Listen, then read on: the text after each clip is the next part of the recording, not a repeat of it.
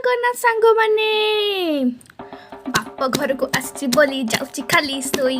देखी सही पारुनी जमा मो निजर भाई निजे शीघ्र उठुची बोली कहूची काम धंदा नाही मु कहली बाप घर को आसी सोईबी बोली चुप के ना उठी जा देवी तते ठेली मते कहूची मो घर को आसी बोली मुह तोर टाण जा चा कप गोटे आण मते कहूची ए नुहे मो घर तू तो आम घर गोबर से कहिला जल्दी मो पाई आण चाहा मो पागल मुंड बिंधा होची मोर प्रबल तते मु कहिबी केमिति मो मन कथा मो तंटी भी होची व्यथा मो कथा सुनी मते कहिला गोटे प्लान अछि कौन से प्लान टा